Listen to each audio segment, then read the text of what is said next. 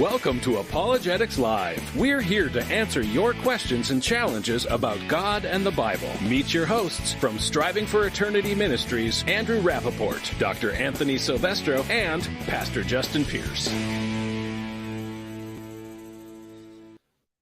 Well, good evening, everyone. How are you doing tonight? And obviously, you see here, this is Anthony Silvestro showing up tonight, opening the show. Normally, it's we're blessed with Andrew opening every night, and I'm not sure if Andrew's showing up tonight. He told me he was going to, and it looks like Andrew. Okay, I got to bring him in first thing. So Andrew normally is going to show up like 30 seconds before the show starts, so he can open, and which I love for him to open. For whatever reason, let me do it tonight. So let me add him in here. I'm usually here half an hour before. So, well, that's true. Yeah. But I'm having trouble with for some reason it wants to connect to my iPhone. I don't know why. Well, we don't want that. So I'm trying to I've been trying to fix it. So let's get that going. So I'm really excited. Bring up the music. Cue the music. We did cue the music. I already you missed all this, Andrew. I'm not hearing you. Hold music. On. We're live. So okay, now I hear you. Okay. Good. I'm glad you hear us now.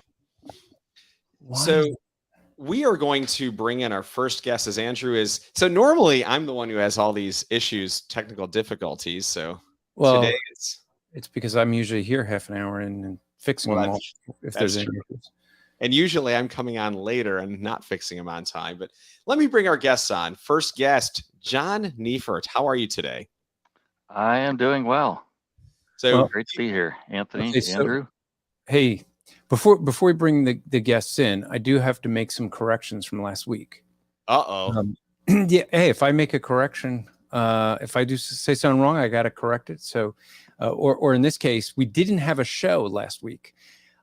For some reason, I thought Anthony was going to be doing this show last week. And so people were like, is there a show? I'm like, yeah, Anthony's doing it.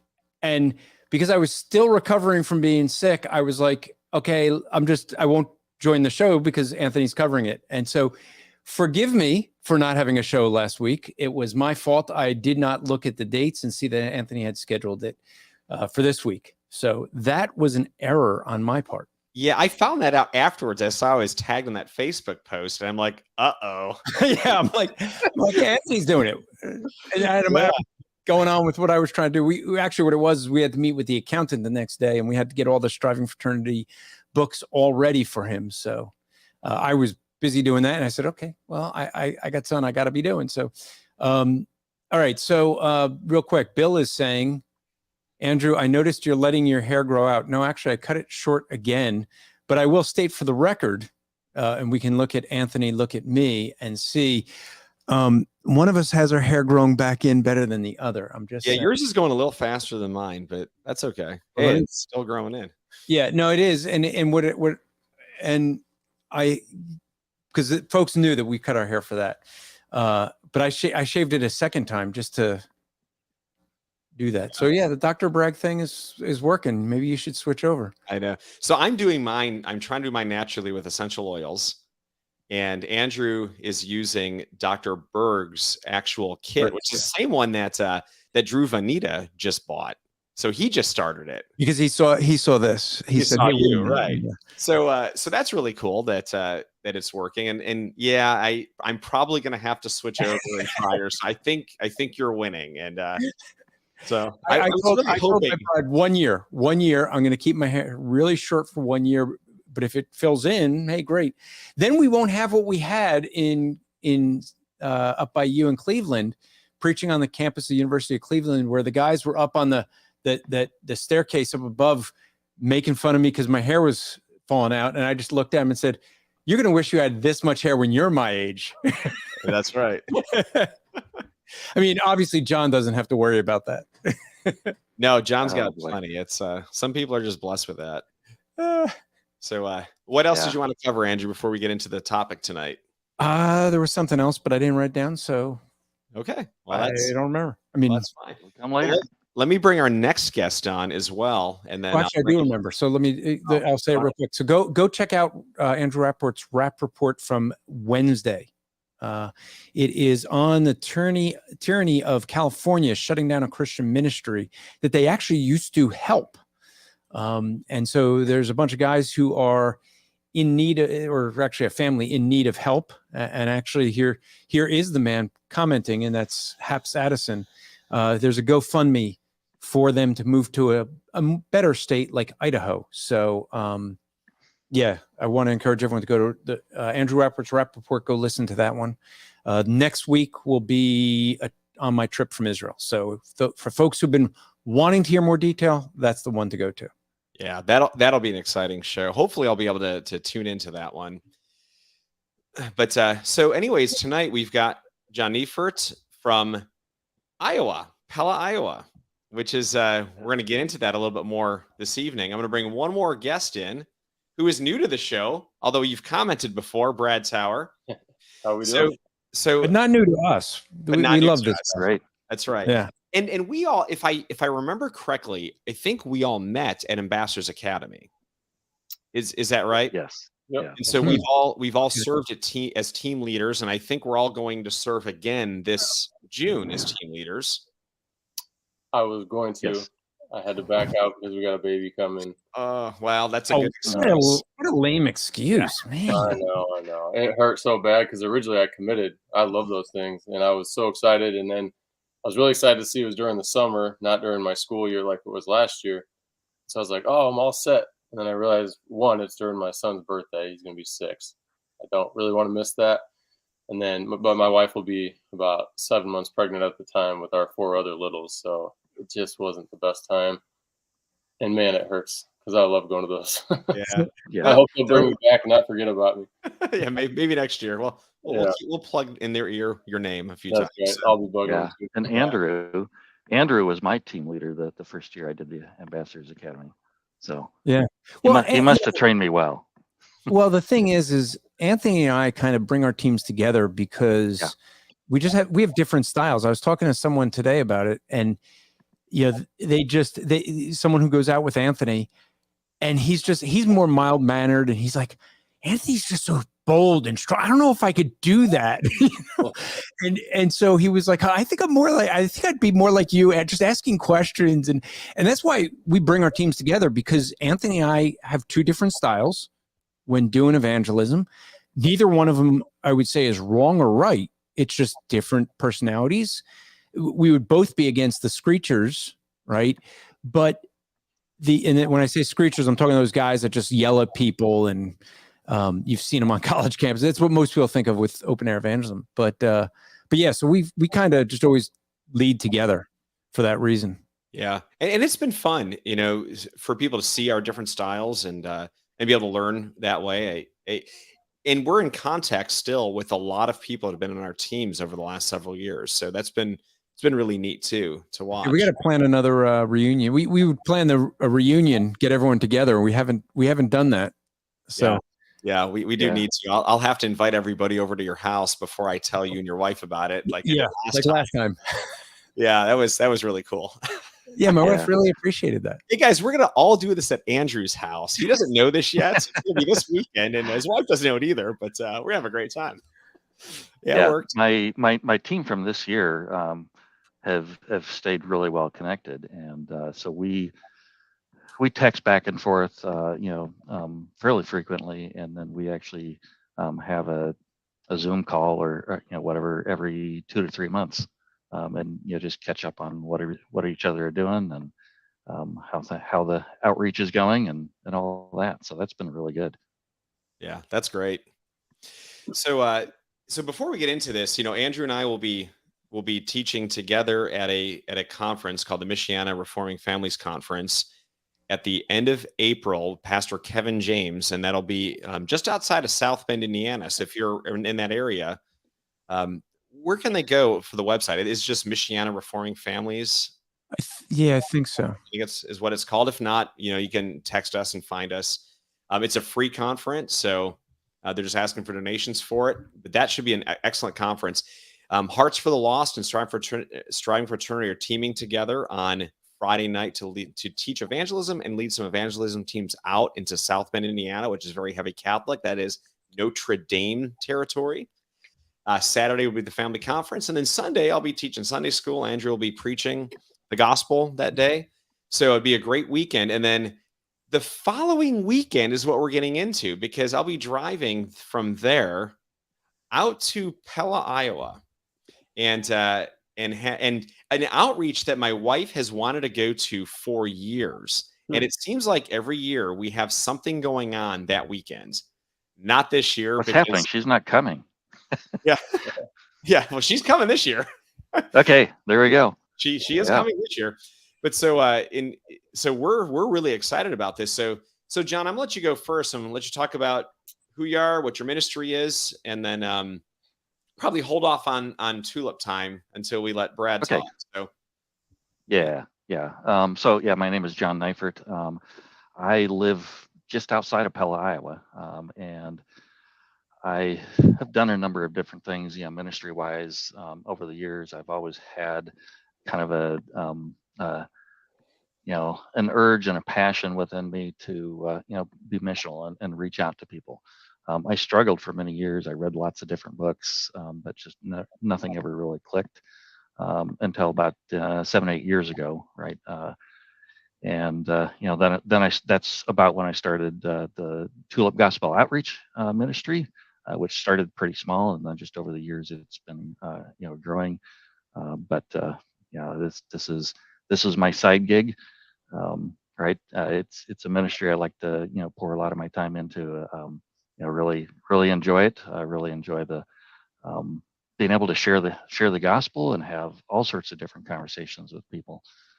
So that's And you're doing a number of other outreaches now, right? I mean, because this year you might want to tell everyone you've got something really interesting planned, what you're doing around Iowa. Yep. And we really started here recently, and we're kind of just getting into it. So last year I forget where the idea came from, but just the idea of saying, hey, I want to go and bring the gospel to the top 10 cities in Iowa. Earlier in the year, I reached out to a few different people. We sat down and we planned. I tried to spread out the different cities, 2 or 3 weeks apart, and so on, basically through the whole summer. Went out, found all the top 10 cities in Iowa population-wise, and we are done with 3 of them so far. So we started with the St. Patrick's Day Parade in Des Moines. And then this last weekend, we went to Cedar Rapids, went to Green Square Park there, by the library, had some good conversations, and then dropped down just south of there was Iowa City. And we had some outreach, lots of students from the University of Iowa there to interact with. And Brad joined us for part of the day as well. But we've got more coming up through this summer. I think we end the 23rd of September. So they're just kind of sprinkled out, here and there, right? Part of this was just saying, hey, this culture needs to hear the gospel, right? Part of it was saying, hey, I really got into the evangelism that I'm doing, largely because I saw other people doing it, right? So hopefully we're out there, we're visible. We can encourage others, to get out and share the gospel as well. And what a really cool idea to be able to say, we're going to hit the top 10 cities in our state and go out and share the gospel, and whoever wants to come. I'm putting on the screen for folks how to get to the Michiana Family Conference. So it's BRBC, that's for the church, Michiana. So it's BRBCMICHIANA.com. And from there, they have a link for the family conference. So that's what I was just getting that up there for you. Yeah. No, thank you. I might have you do, since I don't know how to do all that fancy stuff, I might have you do the same thing for the Tulip Time Gospel Outreach. So. Okay. John, send me that link. Okay, I will do that. So, Brad, go ahead and tell us about yourself. Yeah, my name is Brad Tower, and I'm another Iowa guy. And I met John about it was 2018, because I know you started the festival in 2017, if I got that right. Tulip Time, and I didn't go the first year, but I've been to all of them since, and so I've gotten to know Jon through that. I've been doing street evangelism for about 13 years now, since 2010. Couple of my main places, the University of Iowa, I've been doing that for 13 years, especially in the fall and the spring when the weather's tolerable. Those winter months are brutal, so nobody wants to hear me, and I don't want to be there. So in December and January, not so much. But for the rest of the year, in the past, I usually try to get there about once a week. That has changed a little bit since having all these kids. So about every other week right now on campus. And I also do things at Cedar Rapids farmers markets, trying to get to all of those this summer. Ambassadors Academies, I've done 4 of those. My goodness, there's been a lot of things over the years. You kind of lose track like you guys do, but preached at Super Bowls with Sports Fan Outreach, done about 4 of those. So, but I'm trying to really be faithful locally, because I always tell people, anybody can go. Sometimes people ask, like, how do you do all that? How do you preach in front of all those people at a Super Bowl? I'm like, guys, none of those people know me. Like, there might be thousands of them, but there's nothing to lose. They don't know me. Like, it's harder to do it right here in town when I have my students, my coworkers, people I grew up with, and they're like, what in the world is Brad doing preaching in the middle of the street at the farmer's market? Yeah. You guys know what that's all about, but it's always interesting when I see a dental patient. Yeah, exactly. Across my path out in downtown Cleveland. Exactly. I got kids saying, "Is that Coach Tower?" I'm like, "Hey guys," and they look at you like you're a little crazy, and it is what it is. You kind of have to get over that, obviously. But then I'm also part of Hearts for the Lost ministry. I heard you mention them, and I just joined with those guys about a year and a half ago. I'm on there part-time with those guys, so got to jump into an outreach in Dallas last summer, and then also in Pennsylvania, Bethlehem, Pennsylvania. So but I'm trying to be very faithful locally more than anything right now, as well as doing these other things around the country. So. Yep, absolutely. I have the same conviction. We've got all kinds of lost people here in Cleveland. Got some great college campuses to go to. I don't need to do a bunch of traveling to preach. I do it right here. So, okay. So you knew this was coming up, guys. I have to put this up. KT and Jesus. Is there ever going to be another follow-up with Kevin Yount? The mention of Iowa reminds me, ... We were just talking about this before the show went live, because both of these guys have had run-ins, I guess you could say. But, yes, we are planning on another show. I just talked with Kevin Yount maybe in the last 2 weeks, and he's as soon as he gets through some busy parts of his schedule with school here in the spring and early summer, he's going to devote some time, and we're planning on sometime mid to late summer to doing a follow-up show. Yeah, part of that was my fault. We do have some stuff where I'm supposed to be clipping the audio, and so I need to do that. Yeah, well, you got time now, so it'll be mid to late summer, I think, is what we're targeting. So I'm excited for that. What I'm going to do here is I'll give the link for Tulip Time, because the link that you sent is a long link. So from there, so it's tulipgospeloutreach.org. And then from there, you want to direct people, Jon, how to find out about it? Yeah, just when you go to that main page, right, just below the header and headlines and stuff like that, there's events that they scroll by on a carousel, right? So if you see that first one pop up, I'll do it for people. And you can get to this right with a shorter URL. So I also own the domain Tulip Go for Gospel Outreach. So here we are. That makes it there you go. So walk us through it. So we get to tulipgospeloutreach.org. and you see that carousel sliding back and forth there. Mm-hmm. There you got a picture of Tulip Gospel Outreach. Just click on that picture and it'll take you to the details around the outreach. Okay, so they got some overview stuff. Yep, video from Eddie Roman on Way of the Master, and then kind of our schedule for the day. Yeah, so right? So we've got Anthony coming out this year too to provide some of the teaching. So we got the event is free, but a suggested donation of $60 per person, or sorry, $25 per person, $60 for family, just to cover some costs. But it is donation. So here you got a schedule out here for Thursday, Friday, and I think it's Saturday. Yeah. Yep. So it's a 3-day event, and so we try and get some training in the morning, and then take it out to the streets right away. There's a couple parades every day at the festival, which are great for just tract distribution. Yeah. So let's talk about let's get into the Tulip Time Outreach, Jon. So what was your heart behind this, and maybe give a little background to the city and what's so unique about this? Yep. Yeah. So let me talk a little bit about the background and how I got started with this. Right. I told you, historically, I've had a passion around reaching the lost, but didn't really have a good way of doing that.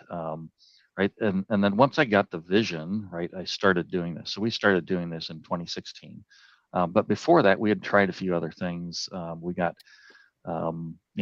several of, probably a couple hundred of the 180 DVDs from, Living Waters, and we tried to give some out. We left a bunch of them at the Christian bookstore, which is right downtown. Just said, hey, take them, give them to people for free, things like that. But it just didn't feel like it was very active in those things. And actually, part of what gave me the vision was when we went and did the Iowa State Fair Gospel Outreach. Every year, and Answers in Genesis is involved in this as well, right? But it was started by a local guy, here in Iowa, and it's been, for 25 years. He's been doing an outreach there. So we have a booth, a 20 by 20 booth. It's got a model of the ark. It's got all sorts of materials and tracks, things like that. So doing that and seeing that, I said, okay, now I've got the vision. I can see what I can do, right? Things are a little bit different at the Iowa State Fair from Tulip Time, but that's what kind of stirred things up a little bit. Right. So then started that in 2016. We've been doing every year since, except for the 1 year they canceled because of COVID. But still, we had probably 10, 15,000 extra people in town that year anyway, even though the event was canceled. But one of the things I tied into, and here's where we've got, an incredible history here that we can use to get people into conversations around the gospel. We can start in spiritual topics, right? Transition in and go from there. Now, the town of Pella, it's about 10, 11,000 people, population, but it's a tourist town. So every year for the past 86, 87 years or so, they have a tulip festival where they showcase two things, right? One is the tulips, right? And they've got, lots and lots and lots and lots of tulips, right?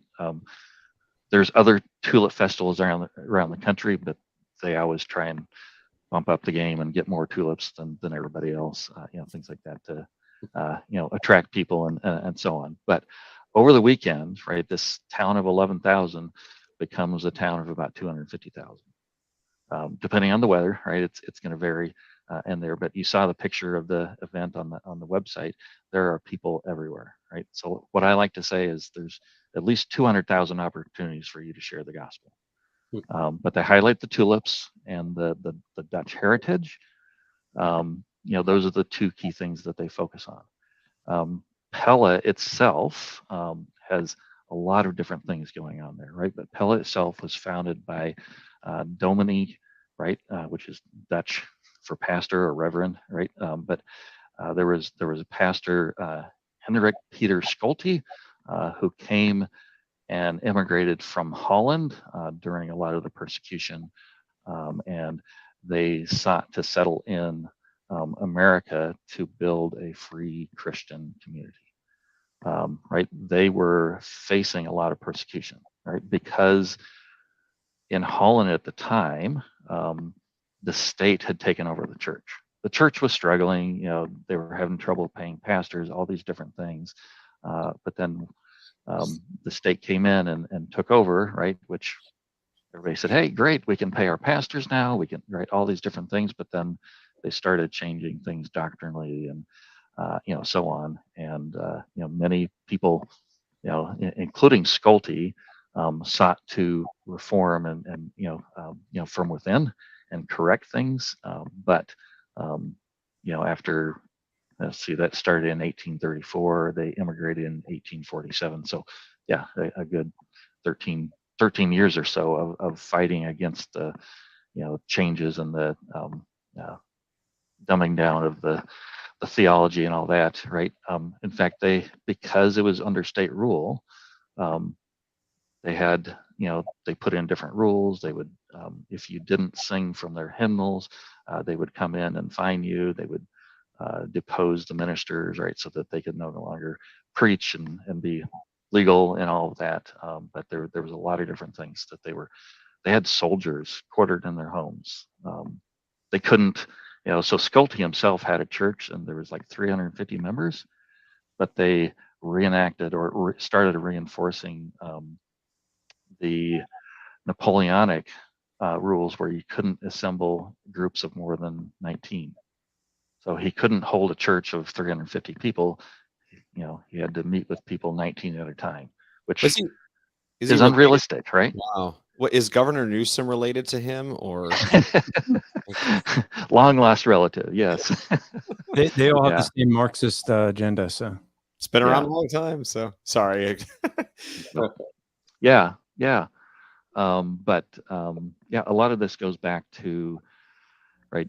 So there's a book out there that I read that talks a lot about him too. So when I started seeing a lot of these things and getting more interested, right, I've done a lot of research on the Hollanders the Dutch who came over and settled in America. What did they face, right? I mean, both on this side of the ocean and that side, but and anything I could find on Schulte, right? Because what you hear from Pella and Tulip Time, you'll hear kind of a surface level coverage of things. They don't shy away from the Christian heritage, but they don't treat it with a lot of depth. So they'll say, hey, the Hollanders were persecuted. They didn't have freedom to worship, and that's about as deep as you go, right? From a secular standpoint. So that's where I have tried to dig in deeper to really help people understand that. I've written 5 different tracks that are specific for this event, right? So we can tell that story a little bit deeper, right? And then usher them into the gospel message there as well. Which is pretty fascinating to me that you have an outreach like this, that this town doesn't double, triple, quadruple in size. I mean, we're talking like 20 some times the amount of people come to town for the weekend to see a bunch of tulips, which, I mean, don't get me wrong, I would love to go see a bunch of tulips. As a good Calvinist, you should, But, okay, so you know how many people have asked me about this Tulip Time Outreach? Like, wow, it's named after Calvinism. Like, no. No, there's actually tulips there. It's really cool. There are actually tulips. It's actually about tulips and not Calvinism, not theology. Yeah. Right. So this is one of the So this is the first tract I ever wrote, and it is about the tulips. So these are actually tulips from Pella. I was telling someone earlier today, this is kind of a family effort, right? I kind of wrote up some of this stuff and point to the beauty of the tulips and the beauty of God's grace, all those different things. My son took the picture. My other son did the layout. My wife helped edit the material, stuff there, right? But some people will say you can't use tulip to present the gospel to people, right? And I beg to differ, and that's exactly what I did here, right? I didn't present it as tulip in that order, but I just started with, hey, God, and who is God? who is man, right? How are we saved? We went through the different things, and then at the end, I transitioned around to the Tulip acronym, and so on. And I've had a lot of really good positive comments around this particular tract, from friends and family, and other people that I don't know. I was walking along, and at Tulip Time one time, and I had a handful of those, and some stranger just walked up to me and said, "Hey, can I get one of those?" And it just makes it so natural just to hand these things, right? They're here to see the tulips. You can use that, and right, they get some depth, right? This is a 16-page thing, where some of the other things, some of the other tracks, it's like a bill, but this one actually shows. This is a mural that is in the public post office, right? It shows 3 scenes of the immigrants from Holland. And if I can, so over here you have them, right, being led in chains and handcuffed and all that. Their persecution in Holland, their ship ride over, and then settling in with the community, with the church at the center. So some of these things just give themselves out, right? But it's such a natural conversation starter, and you can get to the gospel through those really easily. So what's unique about this is that there's no open air preaching at this, right? So this is right. all conversations and tracting. And of all the people that go, I think if you've told me in the past that you're in conversations all day long, every day during the conference. Yeah, definitely. Yep. Yeah, and we try, and we don't do open air. Primarily we primarily focus on those individual conversations and the tracting, and we also do have some we have a booth, right, which is a little bit different, because then people come to you, and then you can give them more significant materials, right? But some of this goes back to I'm a person in this community as well, right? And the first year we did it, we had a booth, and that went really well. But then the next year, the Tulip Time committee, came to us and said, "We don't want you to do this anymore." And that's where we got into some back and forth, right? And said, "Okay, this is a Second Amendment, or not a Second Amendment, a First Amendment, issue, right? We have freedom of speech. We can, do all these things, right? But we'll keep it low key. We're not here to disrupt the event. We're here to share the gospel and be ambassadors for Christ." So that's a big reason why we've kind of limited to those individual conversations and so on now. But yeah, that's really cool. So how does the event schedule look for anybody who wants to come out and be part of this? Yeah. So we can talk about the festival itself first, right? Because there's 3 days. There's different activities and things like that go on, each of the different days, but they are trying to focus on, the Dutch heritage. They have, people doing Dutch dancing with wooden shoes. We've got the largest windmill, largest working windmill in North America is here. It was actually built in Holland, taken apart piece by piece, shipped over, and then reassembled here in Pella. So it's a working windmill, meaning it's actually grinding wheat, and you can get windmill bread at the bakeries, right, made from the wheat that's ground in that windmill, right? That is so there cool. are, it is really. And so then there's every day, every afternoon, about 2:30, they do a parade, and lots of local, businesses and churches and civic organizations and bands. I mean, it's a fairly long parade, hour and a half parade. every day at about 2:30, and then they have a night parade as well at 8:30, which is really interesting. You don't see too many night parades. So between there, they have food booths and crafts booths and all sorts of different things going on. They have different speaking programs. They have entertainment. Lots of different things.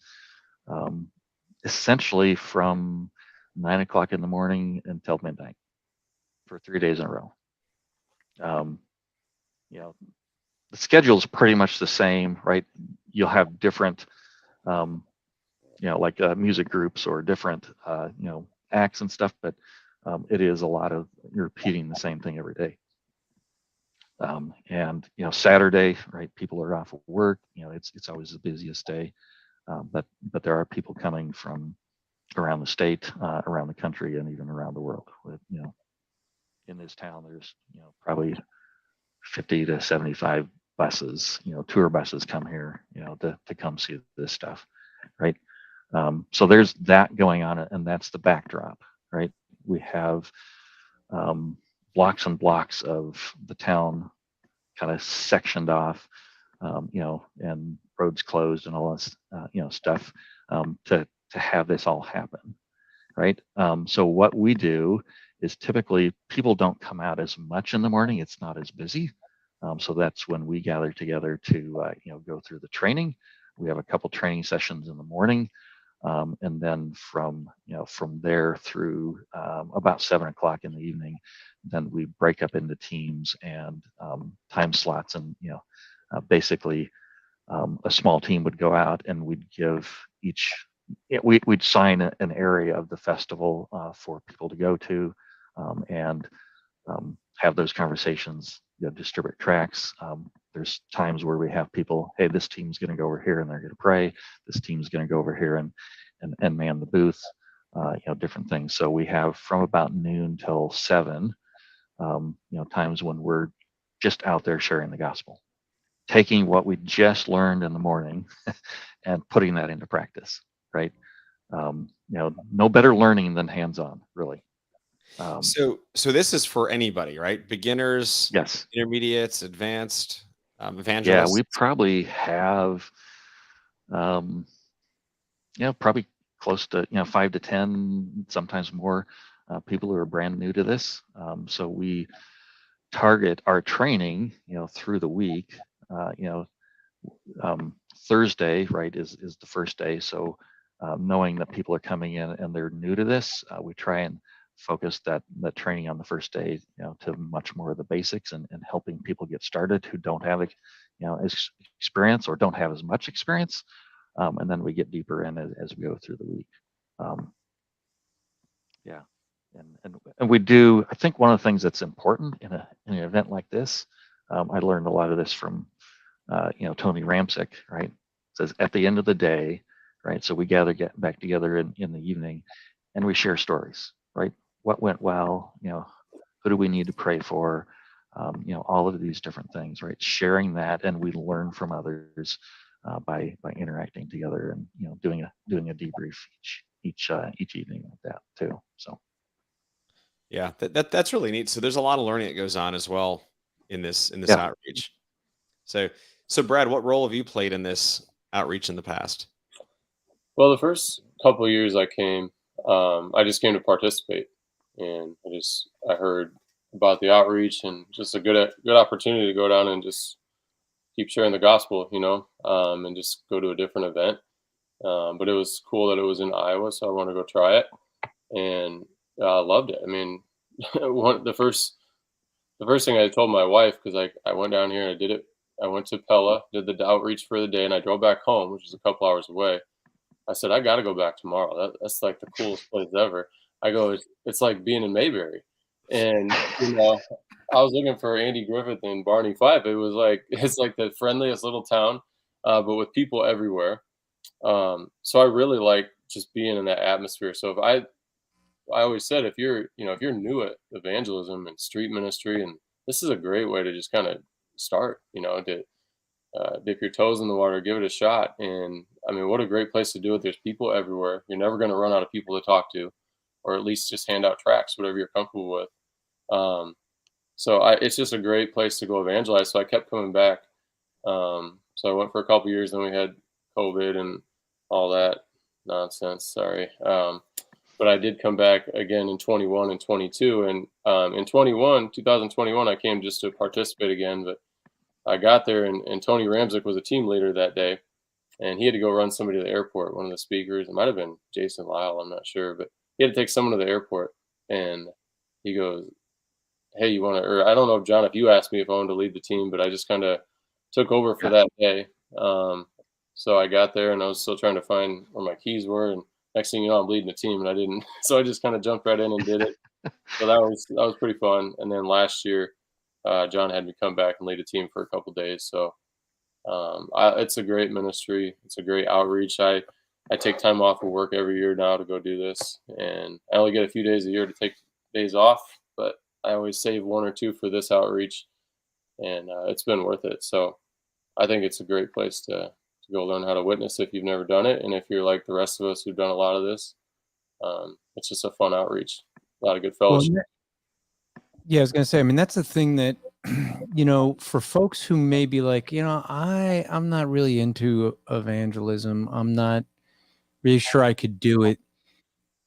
This is, I mean, we used to do events in Jersey and Ohio, in California for this very reason, because you're surrounded with a bunch of evangelists who do it regularly, know what they're doing.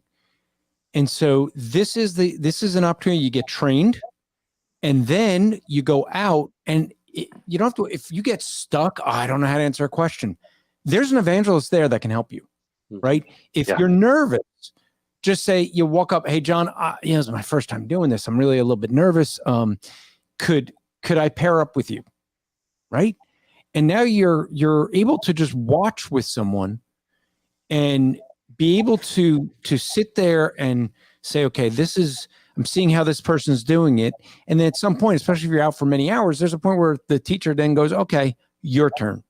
I would do that often when we would do these type of events with our ministry, is take people out, and then, okay, we're evangelizing and they watch me for a bit, but then it comes time I start the conversation, and you just hand it off to the person. Get it into a spiritual conversation, get it down the roll of the gospel, and then, let them take it from there, and then, slowly build up to where they start the conversation. So if you're nervous with it, these type of outreaches are the best to participate in, because you have people who can help you. You have people who have already been through this. They've evangelized regularly, and so this becomes a great event to start if you're not evangelizing. Yep. Even though I haven't been to this event period yet, but it's but you're describing, But you've got the same atmosphere, right? Same type of learning in Ambassadors Academy and other things, right? So Brad talked about being a team lead, right? So over the years, I mean, the first year I did this, I thought I might be the only one, and we had maybe 10 people show up, right? Never more than maybe 5 at a time, but it was kind of small. But God's been blessing it over the years. It's been growing. It kind of goes up and down depending on different things, right? But one year we actually had the Bible teacher for the local Christian school reached out to me and said, hey, let me know what's going on here. So he actually got permission to take his class out of school that day and go do this with us. He brought 20 students with him. Wow. So that year we had 80 people out on the streets sharing the gospel, right?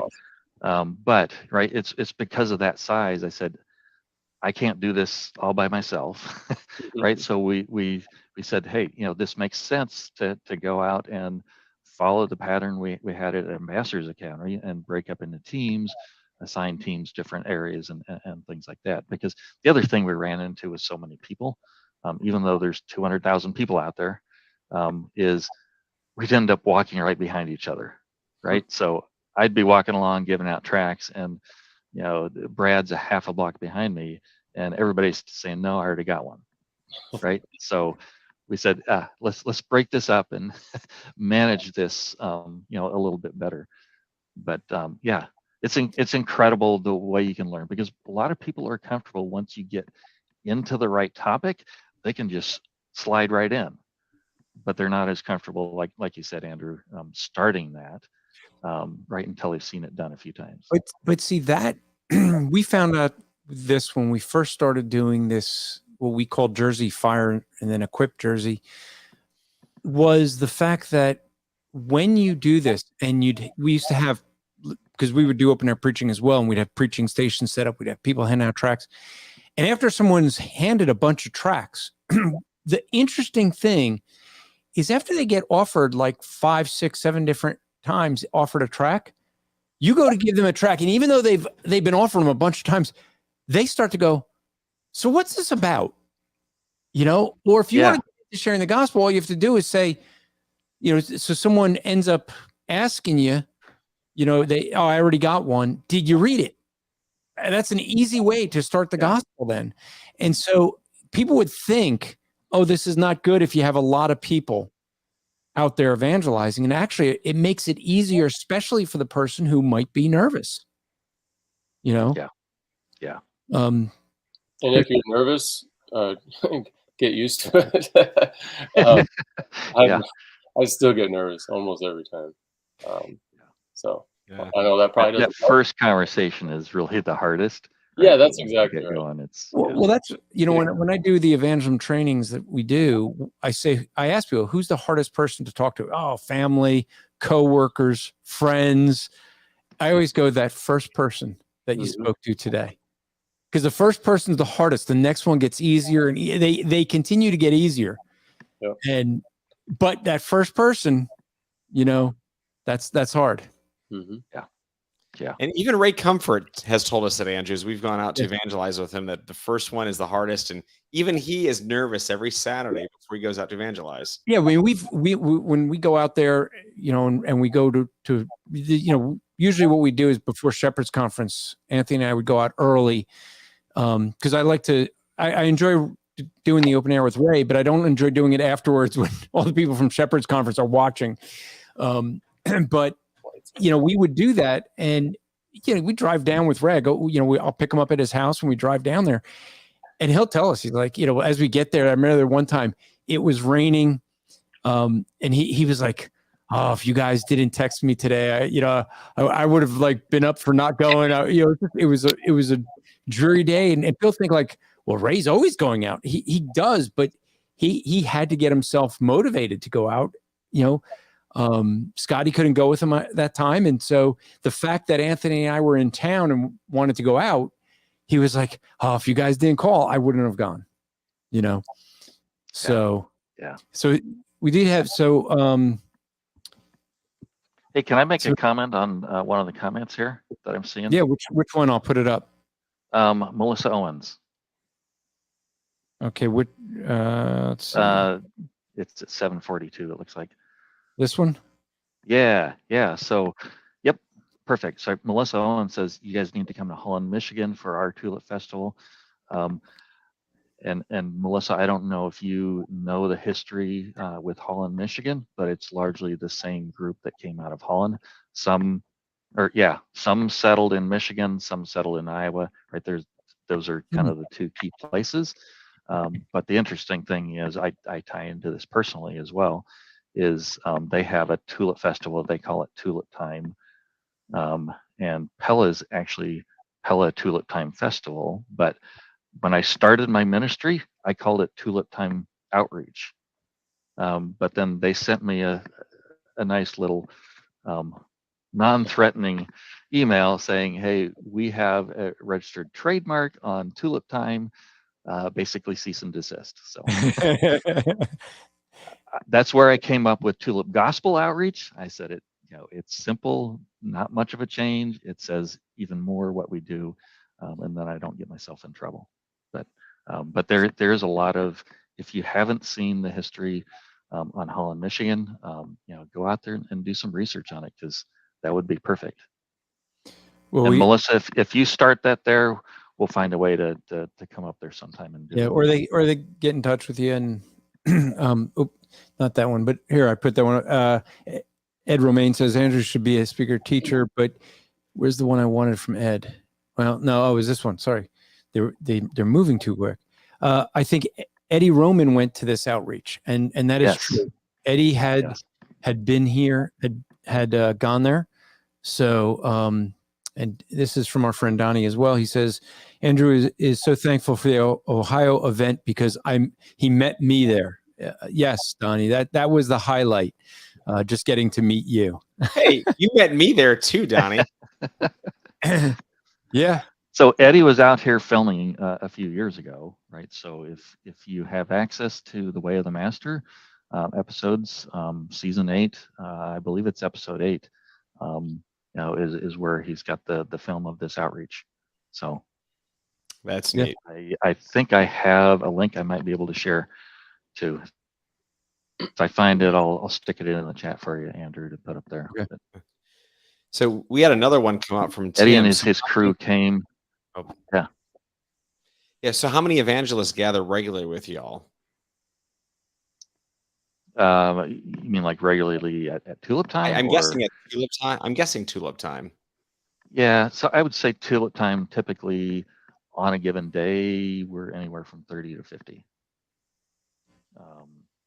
Which is a pretty big crowd, right? But then, yeah, just like Jesus sent out the disciples in pairs, we try and get into small groups so it's not imposing. You know, can you imagine an atheist or a Catholic or someone else, having a group of 10 people walk up to him? That's a little intimidating, right? Not necessarily encouraging a conversation, but yeah.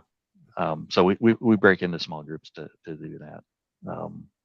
Yeah, I would say outside of Tulip Time, well, so like the Iowa State Fair outreach that we participate in, there's probably over 100 people, evangelists, there every year.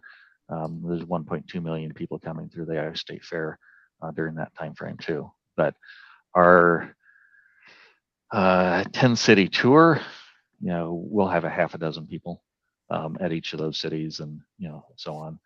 So that's a little bit more typical than the bigger events like Tulip Time and Iowa State Fair. But good question. Yeah. So before we go any further, I want to add one more to our stream, and it is good old Steven Johnson. Oh, you woke me up.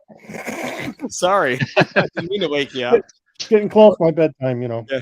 I wanted to get you in here, and well, if it is your bedtime, I mean, it might be good that we talk about the fact if you're needing to fall asleep like Cole here, then what you really need is a good MyPillow. And if you get yourself a good MyPillow, like this is what Cole here needed during one of our shows backstage. He was, as you can see, very much out like a light, but Cole needed his MyPillow. He just didn't have his promo code SFE to get his discount, so he just had to use that little U-shaped thing there that he's got. But if you want to get yourself a good night's sleep there, Stephen, go to mypillow.com and use our promo code SFE, or you can call 1-800-873-0176 to make sure you get yourself a good night of sleep. So that's something you could do. I already got one. Well, but do you have the MyPillow 2.0? Oh, 2.0. Yes. I don't get that. You put a pillowcase over it, so what difference does it make? But whatever. Well, actually, no. So the MyPillow 2.0 is to help with folks who tend to sweat at night. So, which is me versus my wife.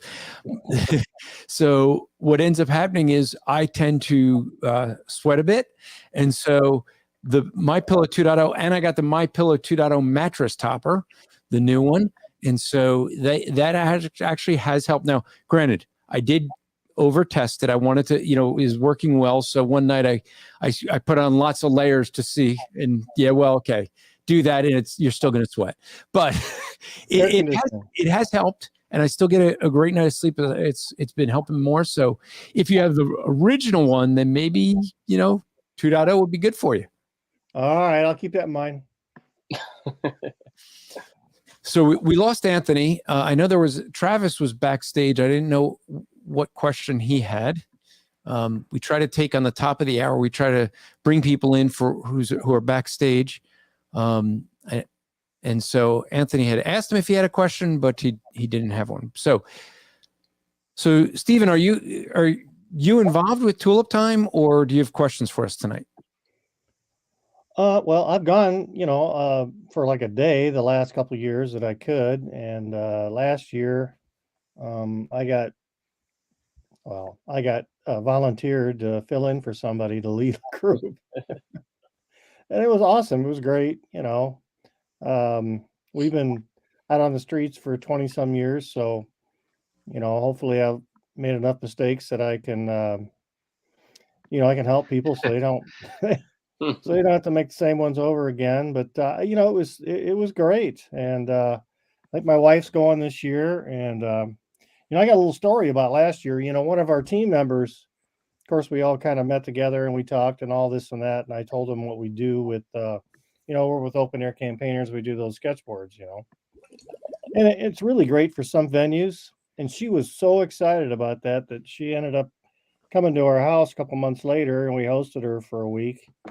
And we took her through a whole training to learn how to paint some sketchboards. So it was pretty cool. Good. Yeah. So I assume that was Pam, right? Pam Newsom, yeah. So John, we got this one from Melissa. She said, John, you're always welcome here. I got to drag you and Anthony both along. Yeah, we can do that. That's what she's saying. Okay. And Donnie is telling me that back with the being hot at night, he says, change your diet, Andrew. I keep telling you that.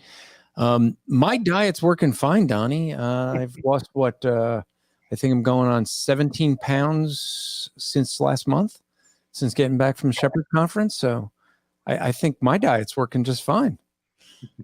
I don't think Donnie's losing that much weight, but that's okay. You're looking great, bud. Yeah. But so the secret's actually getting in a sauna on a regular basis. That's too much information. Well, and clean keto diet is a big help. Well, a good diet, running. Actually, crazy statistic, but regular use of a sauna reduces your chance of cardiovascular disease, heart attack, Alzheimer's, and depression by over 60%. Dude, that's why you sweat at night, because you sit in those saunas all day long. Actually, no, I started that after I got the 2.0. So. All right, whatever. How do we go from evangelism to saunas? I have no idea. It's Donnie's fault. It was the pillows. Yeah. So Stephen, do you have any questions with us tonight? For us tonight? Questions? Well, I don't know if you know who Stephen is, right? Well, I don't know that he was. Is he involved with Tulip Time? It sounded like it. Well, Steve is who trained Robert Gray in evangelism way back in the day. Really? That's what I heard anyway. You didn't know. Oh yeah, I'm famous. So he's famous for that. Yeah. Oh yeah, you're the guy. Whatever. Well, Robert Gray is probably, in my opinion, my humble opinion, is probably one of the best open air evangelists. And I'll tell you why. If any of you watching or listening, if you've seen open air evangelism, you've probably seen guys who are doing it bad. That's usually what you see. Is you see guys who are yelling at people. They act arrogantly. They're coming down hard on people, and they're trying to be the Holy Spirit is really what it is. They want to be the ones to convict the person of sin. And sometimes I think they think that they're going to be the ones that are going to, regenerate the person. But the thing is, you've seen a lot of that. But when Robert Gray preaches, and here's Donnie saying, Robert is awesome. When he preaches the gospel, the thing that I love about it is he lifts Christ up so high. He has such a love for Christ that his preaching is something where I maybe this is a fault on my part, but I stop evangelizing. I stop handing out gospel tracts because when I listen to him preach the gospel, he lifts Christ up so high that I just want to listen, because I walk away feeling I just worshiped. You hear him preach and you end up feeling in awe of who God is. And Ed Romine is saying, amen, I love Robert. So. Oh yeah, I got a lot of stories when Robert and I started going out together. So. I see Tim talk about the student teaching the teacher. It was pretty cool. I see someone. Tim is trying to come in. Oh, there we go. He is in. So we do have someone backstage. So Tim, just let us know if you have questions. Make sure your audio is working. Yep. Robert's the one that introduced me and Steve years ago. It was in 2015. I got because I had preached with Robert a couple different places.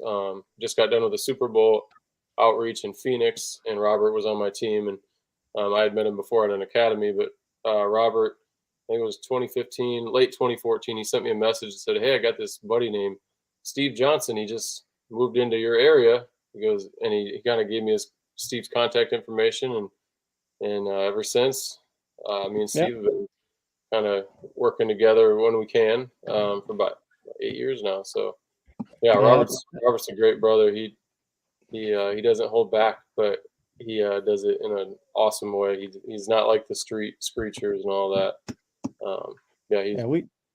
We lived in Colorado for 15 years. That's where I met Robert, and we had to move back here to Iowa because we had 8 grandkids. So now that I got back here, I'm trying to kind of, meet Brad and a few other people and try to get reconnected, trying to get an old network going. So yeah, it's been good. Mm-hmm. Well, Anthony is trying to speak, but he muted himself. I muted myself. Yeah, there we go. Yeah. So there's my technology issues. You knew they were going to come out at some point tonight. So this is an open Q&A. So anyone who wants to ask questions, please do. I did see a comment earlier from Carol, who's from our area in Cleveland here. I went to a good friend of ours. I went to a women's conference at the Ark this last weekend. So my wife was there as well. It was the Women's Answers Conference at the Ark Encounter in Kentucky, part of Answers in Genesis. Okay, hold on. You made it sound like you're reading her question, and then you interjected your own personal things, and people are confused for Carol having a wife, okay? Sorry. So why don't you try reading this one again for those who are listening and not reading along with you? Because that sounded really wrong. That did sound really wrong. No. Carol's married to a husband. All right, so Carol says... Carol's husband is not going to be happy with you, and he lives near you, just saying. I went to a women's conference at the Ark this last week. The idea of just engaging in conversations training would have been a great help, even at a Christian women's event. And you know what? I think you're preaching to the choir. And so maybe some of you guys want to handle this, John, Brad, or Stephen.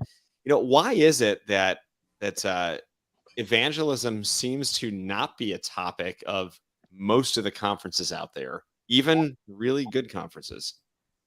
You're not going to get a very big conference if you're only talking about evangelism. Yeah, the only way to get a smaller conference is do it on prayer. That's right. Yeah. Right. Well, my wife is going to our church here. They're doing a women's retreat, and I forgot where it's at. It might be in Iowa City. And last year they asked her, because they know who we are, if they could go out and they could go hand out tracts and she could help them. So she took out a group of 5, 10, I don't know how many women it was. And that's what they did over lunch. So at the start, and I guess there's a bunch of people asking her to do it again. That's coming up here in a couple of weeks. Yeah, we know folks who go, at some of the bigger conferences. We've organized things. I know, like at Shepherd's Conference, there's guys that go in the first thing in the morning, and but some of those conferences aren't. It's hard because they book up so much at a time. Yeah. In answer to the question, Donnie mentions this, so this might be a good resource. The book Tactics is very helpful when talking to anyone. Tactics is by Greg Koukl. And so that's a really good book on just learning how to have conversations. There was a next question, me. But is really good on learning how to navigate conversations, really learning how to ask questions. That's going to help you. So yes, that's pretty good. Well, tracks are the easiest. Tracks are so easy. Anyone could go out over lunch and take some people and just hand out some tracks and try to get into conversations. Just that's the starting point as far as I'm concerned. So you can even hand out tracks at a Kenneth Copeland conference, because we did that. Justin dragged me to a Kenneth Copeland conference, and we went and so we go there, and I'm handing out tracks. Well, there was one of the guys that was speaking, and or actually no, it was a friend of his that was up there, and he's walking around in the hall. So I handed him a gospel tract. Everyone else was taking them, and they were like, "What's this?" This guy knew what it was, and he turns to me, he goes, "You trying to evangelize me?" And I said, "In your case, definitely."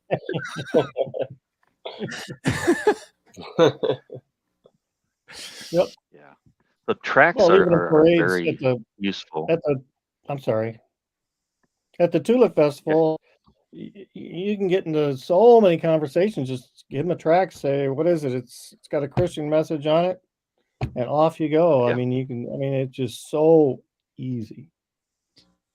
Yeah, one thing about tracks do make things very, very easy. Right. Doing it without a track. So we had a issue last year where we were training people, and this was at the Iowa State Fair, and normally we'd send people out doing this for the first time, said, hey, hand out these tracks. But for some reason, we were instructed this time, no, don't use the tracks, right? Or only use the tracks after you've had the conversation with them, right? That becomes a little bit harder, but after you've had some experience, it's not that hard. But yeah, tracks are great. They're training wheels. And they can help structure the conversation. So when people get off track, you can take them back to the track, or you can. So let's talk about some things with tracks, because like you're saying, they're good. Let me start with some things that could go wrong with handing out tracks, and then we'll end with how they're beneficial, right? So you make tracks specific for your event, okay? So, and be careful when you do it. So we used to evangelize on the boardwalk where they filmed Jersey Shore every year. And so we thought, we would do different tracks for the Jersey Shore all the time for for that area. We create the tracks for the event. One year we made a track called Casting Call. And it was a big mistake, because what we could not have planned for was they announced they're canceling Jersey Shore that week. We went out, and so we have tracks that say Casting Call. Now, nobody is reading the tract on the back. That's what we discovered, and we discovered it because we had hundreds of people. And I the biggest reason I regretted that was I was getting hundreds of emails about how wicked people are, because they're like trying to promote how sinful they are to get on a show. I'm like, did you read the back? Like, the back talks about a casting call when you stand before God, right? So we tried to make this transition. Now, we couldn't have planned, that they canceled it. Like, we didn't know that would happen.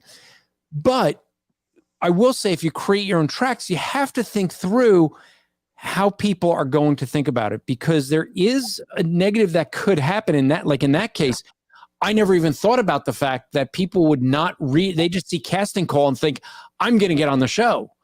And so that became a mistake for us. And, now granted, we couldn't use those tracks much after that. And really only at that event. There's not like people could take them home and use them so much. But they still could. But, but then there's another thing, Stephen, you said, I know, and this is going to be a question for you guys. When handing out a gospel tract and someone says, what is it? I know some people that don't want to say that, like you said, that, where you're saying it's a gospel tract or it's something about God. Some people you say a Christian message. You say a Christian message. There's people who don't want to say anything. It's like, here, just read it. Like, don't want to. When I'm asked, I just say it has a very important message about the gospel of Jesus Christ. So I come straight out because I want to transition from that to a conversation. Right. So when you have people that they hand out a tract, but they just want to hand out the tract and run, right? Is it okay to say, you give $1 million bill and just say, hey, you look like $1 million, and they say, what is it? And go, oh, it's a fake $1 million bill.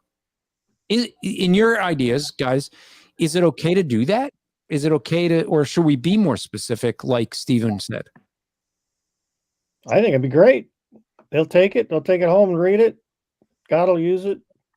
But I think if you say it's a Christian message, it can get you into a conversation a little easier than just saying, well, and if you're prepared to really sit down and talk to them, look, if they're not interested, they're not going to bring anything up, but you'd be surprised about the amount of people that would say, oh, what do you mean a Christian message? And off you go. I just rather just tell them and go from there. But I don't think there's any really wrong way to do it, in my opinion. So. Yeah, I don't like to write. When I first started doing it, I had a little fear. It's like, and you're just trying to be low key. But anymore, I'm not hiding. It's a Christian message, right? It's the gospel. It's right. If a friend of mine that was out with us this past weekend says, hey, here's something fun with a good message on the back, right? They're right. And then if people ask, then he says, well, it's the gospel, and helps them step them through it. So now let me ask you this. What do you guys think about, there's some people that criticize, I mentioned the $1 million bill.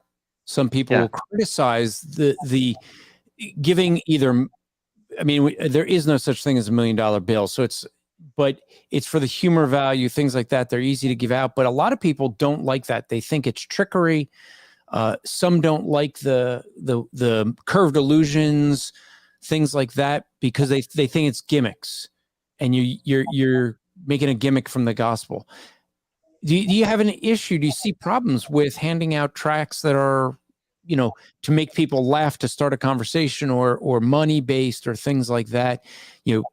Dropping a fake wallet on the ground. What do you guys think of those things? Well, actually, I had someone bring that up. Go ahead, Brad.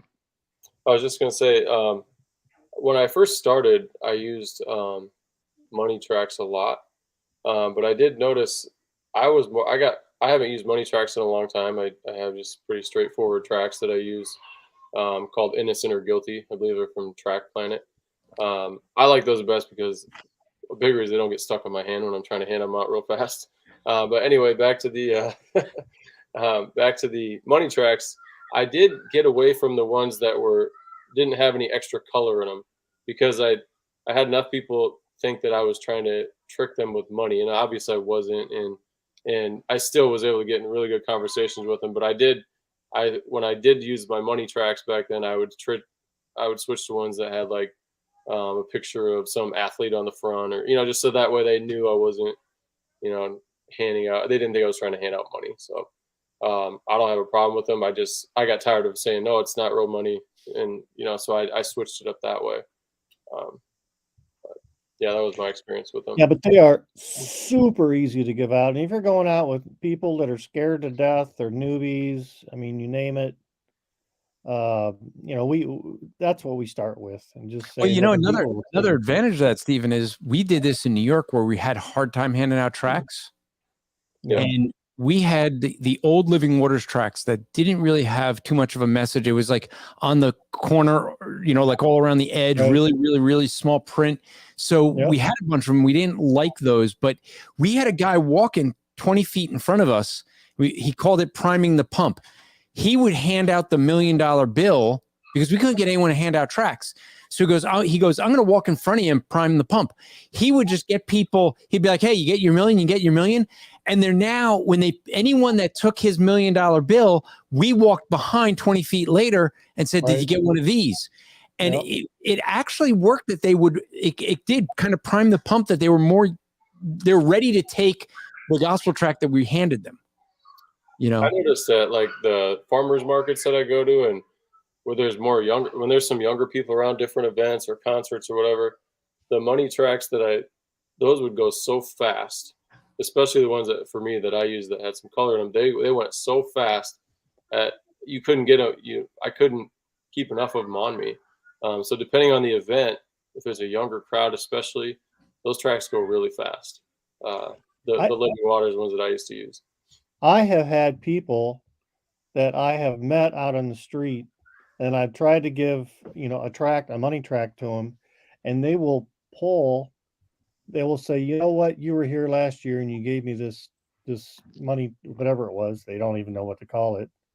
And I still keep it with me. And it's a money tract. Yeah. And they keep it in their wallet, and they say, I look at this all the time. I've had that a few times. I like them. I used to have a $0 bill. And so I used to joke with people when I handed that one. I said, hey, here's a $0 bill. Always keep it in your wallet. So if anyone asks you, I have money, you could say I have a $0 in my wallet. And they'd laugh, but people would do that. Here, Ed Romine says this, though. I want to see what you guys think about this. And then, John, I know you were saying something. He said, don't hand money tracts out at restaurants to waiters and waitresses. What do you guys think about that? Okay. Tip at restaurants? Huh? We're supposed not to give it. So what people do generously with it. Instead of a tip, you mean? Well, that becomes the problem, right? If you leave a money tract with a bad tip, like if you're going to leave a money tract, don't do that. Leave it with a good tip. That's a great witness. That's how they survive. Yeah. Yeah. I mean, and be careful. Like I remember Ray Comfort used to have this little tract that it looked like it was $100 bill slipped in a envelope. And I accidentally left that at a restaurant. And my son and I went out for breakfast, and the waitress thought that it was like his graduation present. And he left it there. And she ran into ran out to us to the car to give it back to us. We're like, no, that's a gospel tract for you. So that's when I realized that maybe I should stop doing that. But so, John, you were saying something with the tracts. You wanted to say something about tracts earlier. Yeah, no, I actually had someone, bring this up to me, here recently as well, right? Said, hey, a lot of these $1 million bills, and they're gimmicks, they're pragmatic and things like that. But when I look at it, right, sure, there's people who can use tracts incorrectly and use them in those ways. But really, when I look at a tract, I'm looking at the message. I'm looking at what is on it, right? I stuck a link back in the chat room. I actually wrote a blog article on 9 questions to ask. I'm going to include that in the podcast version in the show notes. So that links to, let me just tell folks what it is. It links to an article you have on 9 questions when choosing a good tract. So that'll be in the show notes. Yep. So one of the other things I know that I've done wrong in creating tracts, when again this was down at Jersey Shore, and you can go to trackplanet.com and get these tracts. It's a great tract that we wrote, and but the thing is, it has a girl on the front like looking like she's pondering something. You say, well, what's the problem with that tract? Well, I'll tell you what the problem was. That tract where we gave it out is that there's a lot of strip places. And so what you constantly have down there is people who are handing cards out to invite people to the strip joints later that night. And so they walk up in Vegas? No, this is Jersey Shore. Yeah. And so they walk up and down to try to invite me. So even though innocently we just have this girl pondering a thought, it actually in that area and in New York and different places like that, we realized that's a bad tract to hand out in Times Square for the same exact reason. Okay. It's a well-written tract and it's good. But the problem is sometimes you can have a tract that in some areas maybe not the best to use for that area. And so those are some of the mistakes I've made. Melissa says, I give out the good person test comic. Now, so this is one of two that I always carry with me from Living Waters. Is they have and this is now transitioned into some good things about tracts. They have two tracts that I carry with me, the good person test and the comic. The comic is good to give to anybody, but especially if you come to younger, like teenagers and younger, it's a comic style good person test. The other one's a little 1 inch by 1 inch booklet that's a good person test. And the reason that is so good is, and this is something to consider when you have gospel tracts, the larger the tract, the more likely it's being thrown in the trash. If it can fit in their pocket, it just seems it's more likely that's where it goes. They shove it in their pocket and they may throw it out at home, or they take it out and throw it on the dresser. I know one person that threw it in the drawer for a year and then came to church after a year of handing out the tract, and it had just been sitting there. And so if you're going to give I know Living Waters makes that big $100 bill that's like, I don't know, it's what, like 2 foot big? About right. Yeah. But that's a novelty. And you hand those out, the big money, everyone comes up and grabs one for the novelty. So that's going to be different. So if it's a novelty thing, that's good. But also, with that, I'll just say, if you get the business side gospel tracts, yeah, they're small, but when you make the font too small and people can't read it, they're not going to try, right? So you have to keep that in mind. Is for many people, if the font's too small, and if you're younger, think about the fact that you're handing tracts to older people. So you got to say, okay, maybe this tract is for younger people, this is for older people. You could do things like that, but just be aware of the tracts you use. But I have found that a smaller tract, and that's why I love that small 1 inch by 1 inch booklet, because it's an easy read. They can get through it, and they're going to stick it in their pocket and take it with them. So, guys, what are some other advantages to tracts? Well, when I was at a church in Colorado, Colorado Springs has the second largest hot air balloon festival in the United States. Didn't know that. And our church, I made these 3x5 like postcards, and had a picture of the hot air balloons with the mountains in the background, and then I think I put "Are you ready?" or I don't know what it was, and then on the back, I had a nice little gospel message and some church information. But that card, it was glossy, it was it was like a souvenir. So I think hundreds and thousands of those went out because people, I think, probably kept them because they were like a little souvenir from the balloon festival, and it had the gospel on the back of it. It was, I thought it went really well. One thing I like about the tracts, and you guys have all heard this, but the tracts go places that we can't go. You hand it to a person and like you guys have said, they'll shove it in their pocket, read it later, but they'll get into their home and they'll read that gospel and by themselves, and they can't argue with it. It's not going to talk back to them. So they're going to, it goes maybe to their bedroom and they'll read it at night. But I remember specifically a story years ago. I was on campus at the University of Iowa, and I don't know if it was the good person tracts that I hand those out from Living Waters all the time. I love those, the good person tracts. But I don't know if it was that or another one, but I was handing tracts out one day and to a bunch of guys, and I felt like they were, a lot of times people say, yeah, I already got one. And they didn't. They just don't want one, and they're lying to you. And I get a little ornery on campus because I've been there and they know me, and I'll say, no, you didn't. Or you didn't get one yet. And I go, you just lied. And I'll say it with a smile, and I'm just joking with them, and they know that. And he'll go, no. Liars will have their part in lake of fire. That's right. Got the ninth commandment on him. But he goes, no, we already got that one. I go, well, I just got here. I haven't even seen you guys today. Did I give it to you last week or something? He goes, no, we've had that tract on our coffee table in my dorm for about a year. And I had apparently given it to him a year before.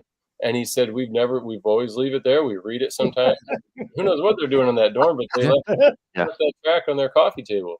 Yeah. I thought that was awesome. I had a woman out when we were out evangelizing. I gave her a gospel tract, but she didn't speak English. And she had her daughter translate it to her. So, that's something where, and she ended up like, it was really weird. It was like an 8-year-old girl, and I'm sharing the gospel to the mother through the girl. And the mother actually prayed to receive Christ. And so, who knows? But, the daughter was hearing the gospel as well and reciting the gospel. So while we're speaking about needing translators for speaking in tongues, Andrew, we were wondering when you said in the draw, what were you speaking? Oh, that's There's a whole bunch of comments about that. So what is that? These things like this, Oh, so let me be the translator. Yeah, Donnie said, did he speak Jersey? I can't help it if some of you folks in the Midwest don't know how to speak. But Frank said this.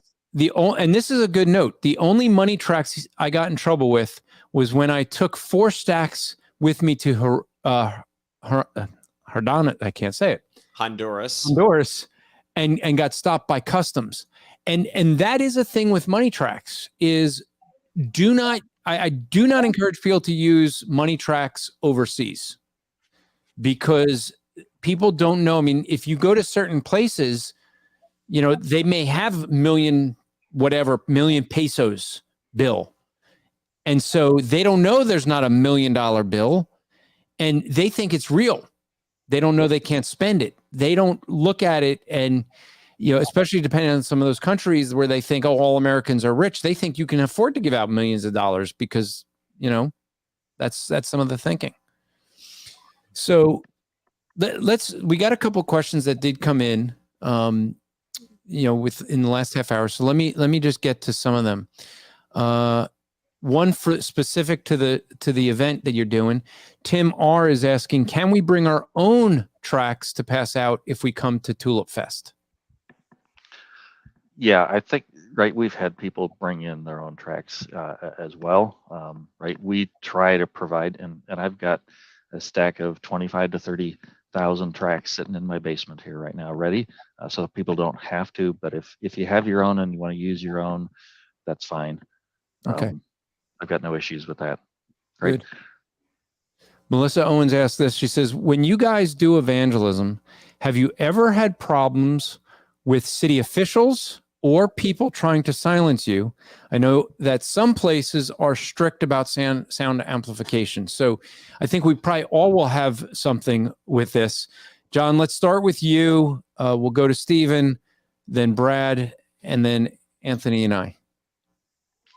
Yeah, and I think the last part of that with the sound amplification, I've run into that, various different places. But at Tulip Time, we don't do open air, so we don't run into that issue. Now, we have had other problems with the city officials. I kind of hinted at that, earlier, but they, the second year we went out and did this, they were trying to stop us. We did get lawyers and other things involved, and did get a letter from the city attorney saying they would not infringe upon our rights. So in that whole process, had, I don't know, over a course of 2 months, I had 15 to 20 different conversations with the police, with the attorneys, right? Just saying, hey, trying to resolve this. I don't want this to become a conflict, right? Trying to clear the way so that when people come to do this, we don't have problems, right? We ended up actually, person's probably been on this show before, Chris, actually was the one who took the brunt of that, because that year, right, we went out the first time and somebody, tried to stop them from doing it. They ended up calling the police over, and right, because I had a dozen conversations with the police already. They came in, they said, hey, what are you guys doing? What are you handing out? He gave him one of the tracks. He took like a 2-second look at it and said, yep, they're okay, and went on, and that was it, right? So in an event like this, when we have lots of people, it's important to know and pave the way, ahead of time. But yeah, there's times, right? Just know where the public places are, what the rules are around sound amplification or signs or things like that, right? Because sometimes there's noise ordinances that are not related to amplification, right? So in Pella, there's something around a certain number of decibels at a certain distance, and they'll, right, if someone complains, they'll help you and say, okay, they'll have their decibel meter or whatever and tell you, okay, no, that's loud enough, don't go any higher than that. But usually find the police fairly helpful on those things. But. Stephen. Yeah, I mean, I agree. I mean, if you're out there in the streets, you should probably, if you could, beforehand find out what the ordinances are. You go for one city and it's fine. You go to the next city right next door and they outlaw it. So, you can do that pretty easily usually. And that's what I try to do. I mean, you try to work within the guidelines the best you can, but I'd rather not use amplification if I can get away with it. I think it's, to me, I like to interact with people more, even when I'm open air preaching. It's more of a, what do you think about this? And try to get people involved a little bit. Some guys just like to preach, that's fine. But I actually try to interact. And I think if you're using a microphone, I think sometimes it's a little harder. It's more impersonal. So that's my own opinion on that. Brad. I have used an amp on and off over the years. I haven't as much the last couple of years. Obviously, it does help get your voice louder and everything, and it does help in some ways because then you can just talk without having to like raise your voice. It just sounds like you're talking rather than not shouting, but you guys know what I mean. But I have been. Someone has tried to shut me down a couple times. One year I was preaching on campus at the U of I. And there was like 2 squad cars that came flying up like I just robbed a bank. And they pulled up right in front of me. They charged right up. And I'd been doing it there for 6 years and they never said a word. But all of a sudden it was a problem that day. Someone had called the police. And so I respected them and I put it down. And so it just depends. I haven't, like I said, I haven't used it as much. Like Steve, I do like to interact. I'm trying to get better at that. I got into the thing for a few years where I was just preaching and I actually got uncomfortable talking to people, and that was a bad place to be in. I'm like, okay, I need to take this thing off and step down. And so now I don't use the amp as much. And I try and interact with people as they come by. But once in a while I will still use it, but not nearly as much. But I don't have a problem with it. I just don't want to sound too loud and overbearing and be disrespectful. So it just depends kind of where you're at too. Anthony. Yeah. So it's rare that we've run into issues at least in downtown Cleveland and some of the suburbs we've been in. And that is whether we are preaching without an amplifier or with an amplifier. I've been approached on different college campuses, especially ones where they don't really have Christian preachers on or haven't had them in a long time, as far as I'm aware of. And so I've been approached on a number of campuses, none in Cleveland anymore. Those have all smoothed over and we're doing our thing there.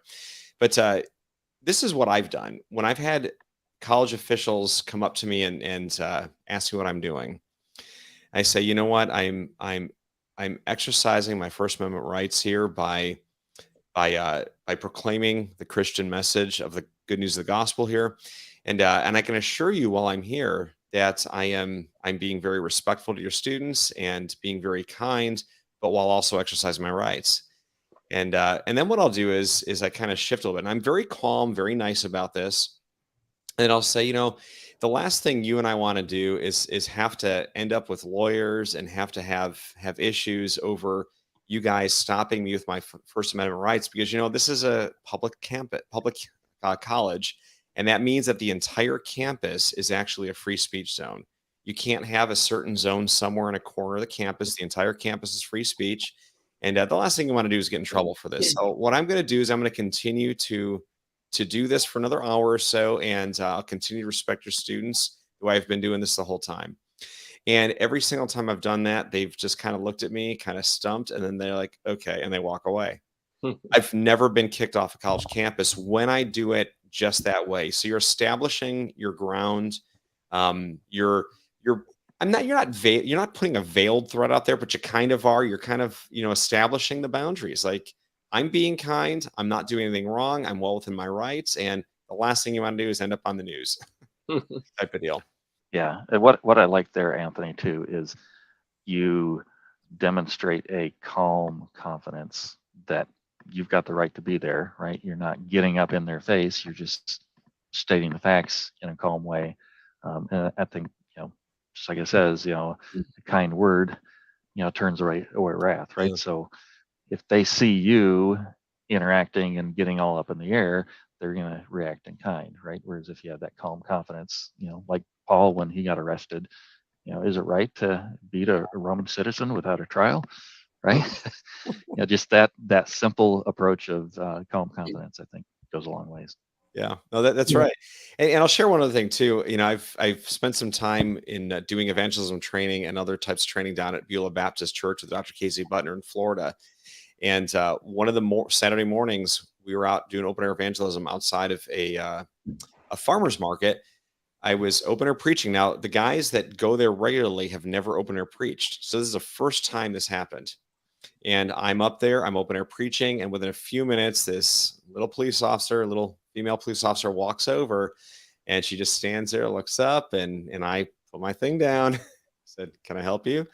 And she's like, "We've got city ordinances here about too loud of volume." And I say, "So now here's something that we all should do if we're using an amplifier. The first question we should ask is, oh, thank you, officer, for coming over. What was the decibel reading of this, just so I know?"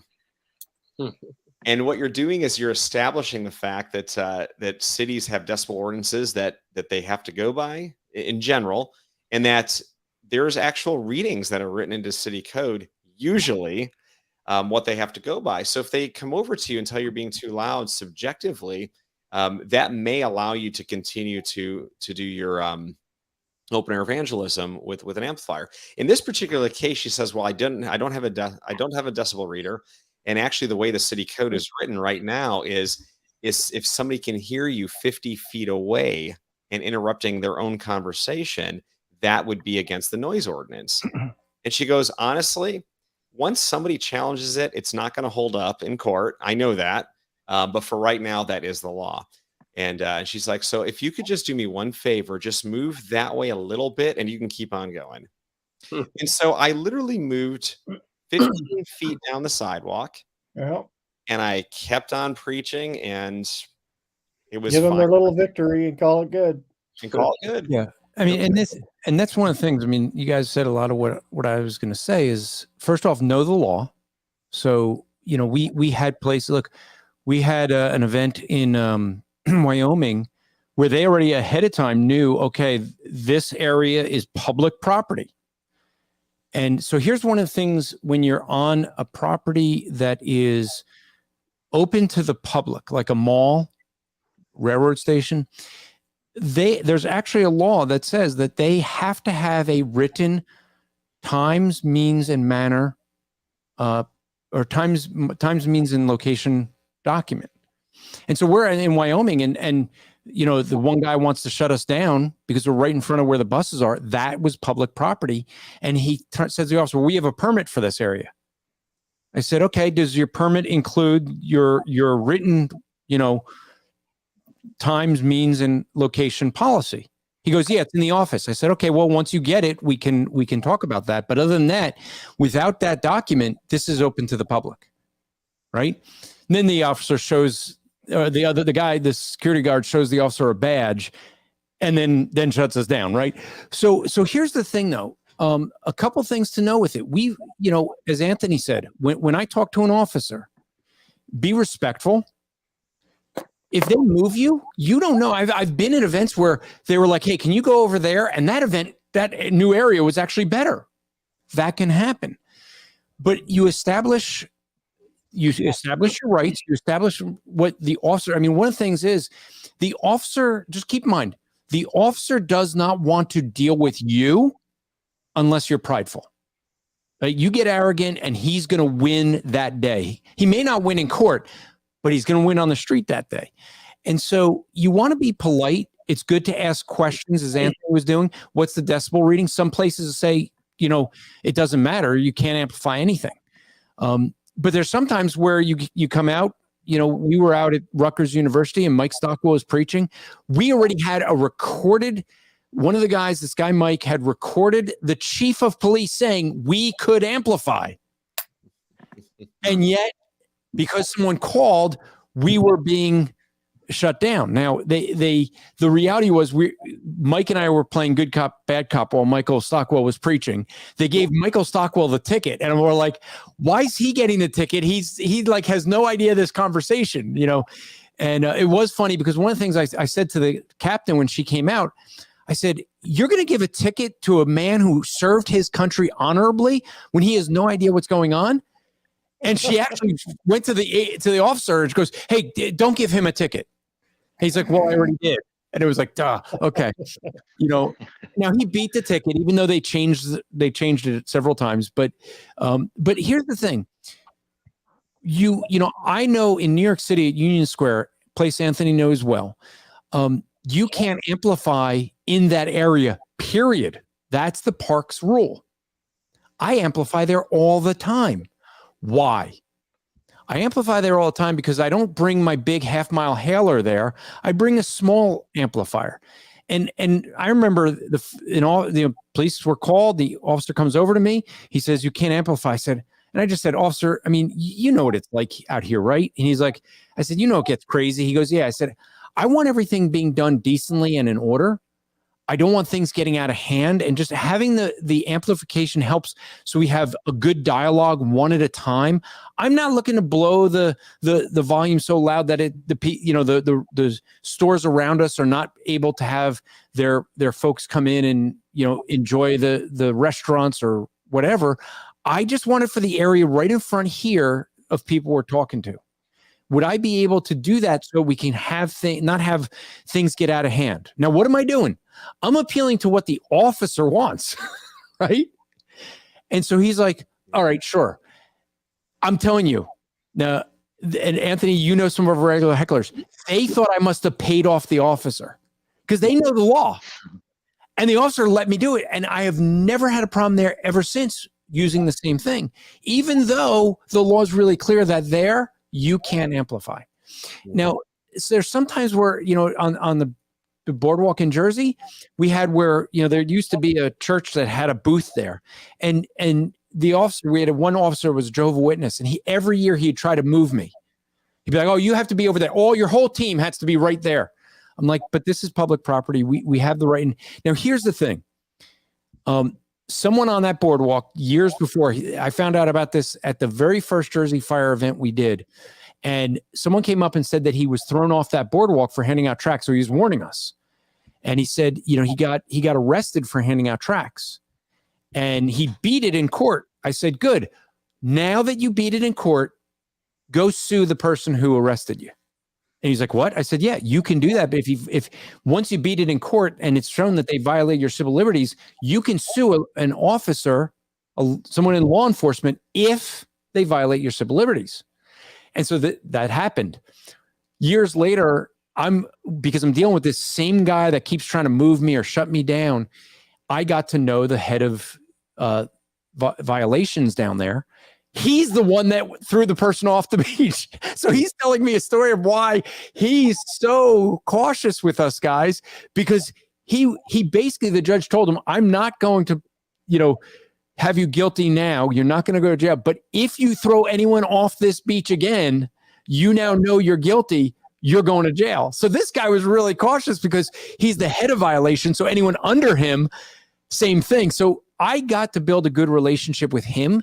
And every year when the start of the summer, I would call him up because we would always have a problem the first night. And so after a while, I realized I'll just call this guy directly. So I'd call him and he gave me his cell phone. He's like, if you have any problems, call me directly. And I would call him ahead of time and say, we're going to be out Friday night. Is that going to be okay? He would try to make sure he's there. Right now, it's good if you can build a long-standing relationship. If you're going to the same place, you could build a relationship, like John was saying, with the local officials and police. That is helpful. But just remember, the police officer wants to catch bad guys. They don't want to catch you unless you get in their face. And, you just represent paperwork to them, and they hate paperwork, right? So they don't want to have to deal with you for the most part, unless you get one like I've had in New York City. I had a Muslim and, the Jehovah's Witness in Jersey.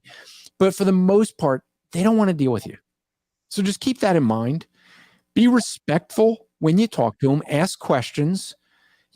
We were at Rutgers University. It was Mike Stockwell, myself, and another fella, Robert, and we ended up, someone complained because when Robert was asked about homosexuality, he says, well, go talk to my friend over here, and he'll talk to you. And so Mike Stockwell just read what Scripture, and this is what he did. He just read what Scripture said. Well, the person called the police, and everyone on the team thought that the police were just shutting us down. And we had one guy that was just getting, very agitated with the police officer. And I just walked over, and I was in a conversation, but I had to stop it. And I said, I just asked the officer a question. I said, officer, are you shutting us down? And he's like, no, I have to do a report because, I was asked. I said, okay, so would we be able to continue? And I just started asking questions. And I said, officer, look, we don't want things getting crazy. We don't want you having to get phone calls. It's a pain for you to have to deal with that. We want to exercise our freedom of speech. We don't want to have someone practicing a heckler's veto. And if you don't know what heckler's veto is, when someone tries to shout over you to prevent you from practicing free speech. And I've called the police when people would blast a radio or, have their own amplification try to drown us out. And you could do that. So, because truthfully, the person who calls the police, that's usually the one the police side with, just so you know. But we just sat there and talking to the officer. Well, I told you the event when Mike Stockwell got the ticket. Well, guess what? The officer that gave him the ticket remembered me because what ended up happening is he said, yeah, you guys keep preaching. And because I talked to him. And so when the captain came over and had the issues, and I came over, the guy who ended up being instructed to give the ticket to Mike Stockwell, he said, hey, talk to him. He's reasonable. Something he remembered. Why? Because of the way I conducted myself. So just keep that in mind. And as far as amplification, you got to know the area. Jersey Shore, I know that I could put my 2 half-mile hailers, one in both directions, and I go for it. Because I know that they're not going to do it now. The guy head of violations has retired. So, I haven't been out since his retirement. So I have to see if I have to build all new relations. But I know I could do that there. They could hear me on a Ferris wheel all the way down the boardwalk. I can't do that in New York City, right? In Union Square. So you got to know the area. And sometimes you may learn just from, okay, I gotta shut down for tonight. I gotta not amplify. I had a case where, someone called, because we were in New York and there was a guy who, a supposed Christian who was very upset because there was a topless girl over on the side. And he thought the only thing I should do is point out her sin. Well, the reality is it's legal in New York. So, but this guy kept calling. So the police came out, and you know what the police did? They shut me down from amplifying, and they just wanted to know from her who was calling because they wanted him to stop. So all this guy accomplished was getting me shut down from amplifying. But as some of you guys know, I have a voice that overcomes the amplifier anyway. So if there's no decibel meter, I could be louder than my amplification. So that's not a problem for me.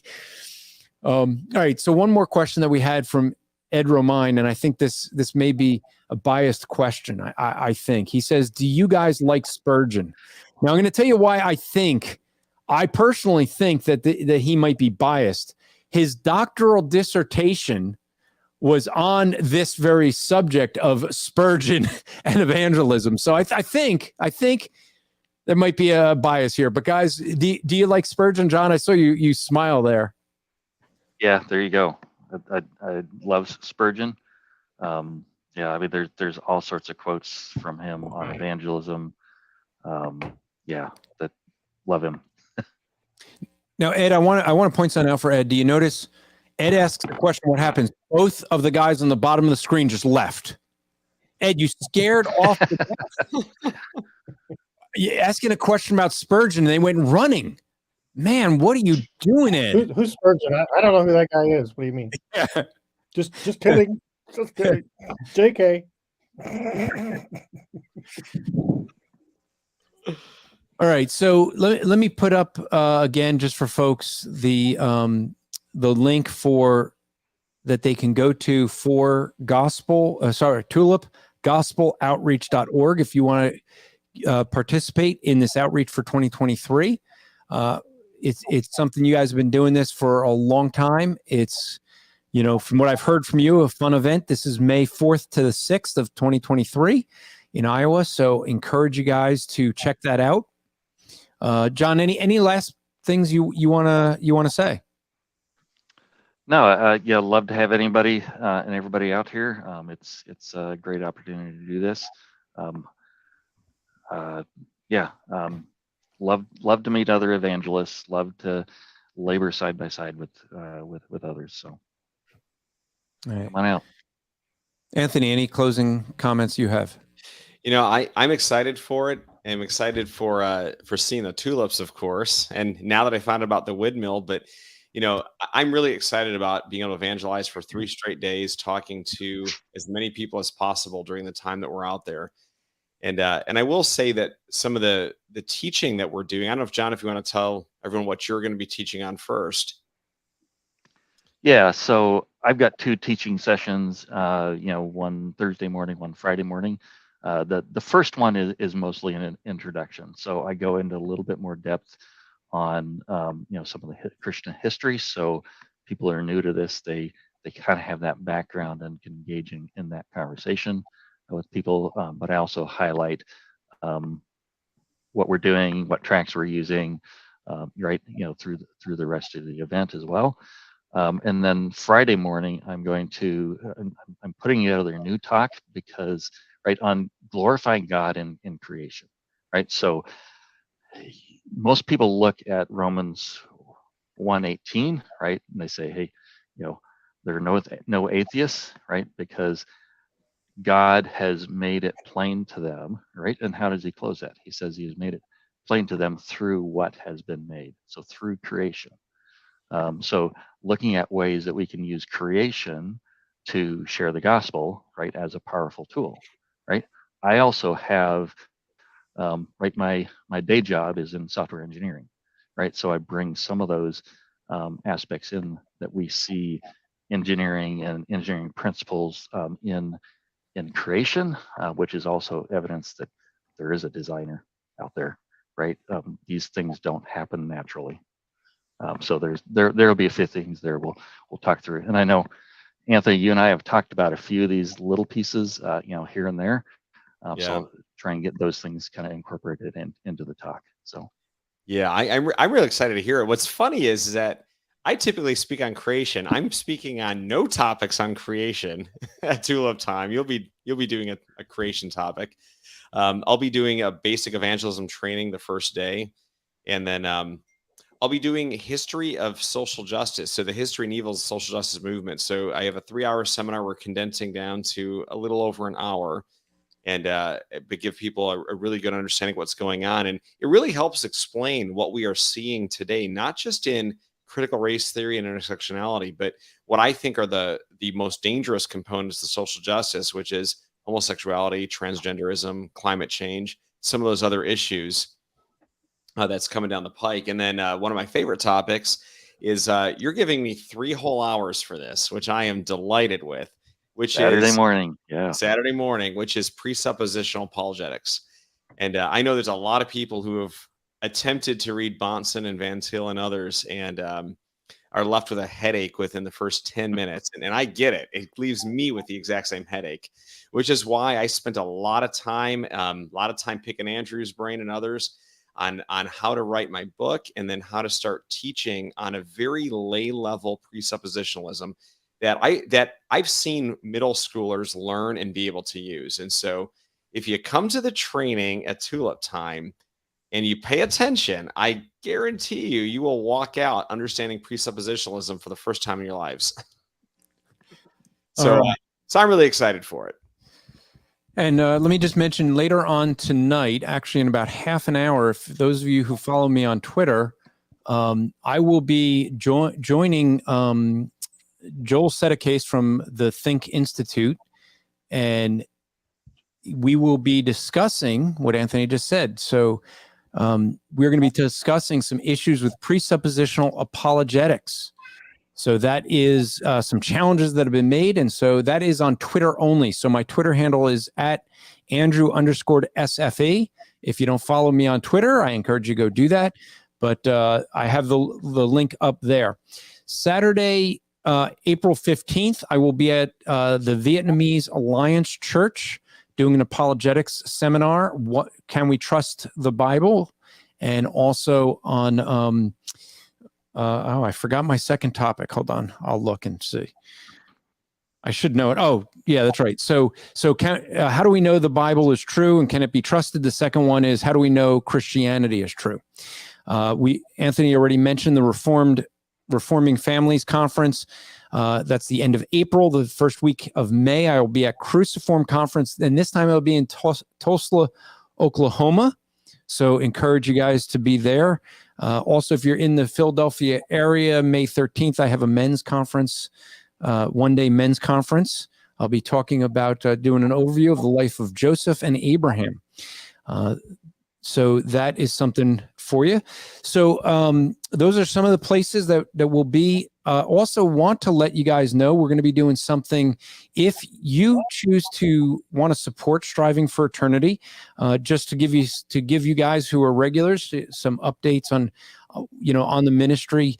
So looking at last year compared to the year before, we know it's been tough with the economy. And so we actually had our book sales were down 25%, our donations were down 25%, but our expenses were up by 25%. So it's going the wrong way. The basically what we've noticed is that flying is really increased in price. Same with hotels and things like that. So if you would want to donate, we have several things we're going to, a shameless bribe, shall we say, to the first people that donate this month. And we're probably going to give away things each month. I did on my Rappaport podcast an interview about this book, Purposeful and Persistent Parenting, by people I know, actually. John and Cindy, John actually married my daughter. He did the wedding ceremony. We also have some of our old conferences that we were talking about that we're going to give away. The NorCal Fire talks about getting Christianity right. So it talks about, getting the Word of God right, getting the Trinity right, the nature of man, salvation. Jersey Fire from 2023 is on presuppositional apologetics. Myself, Jason Lyles, Cy Tim Brugenkate. And then we had this is a double one. This is both which ones? This is both Ohio and I think it's both Ohio and California, or Ohio and Jersey.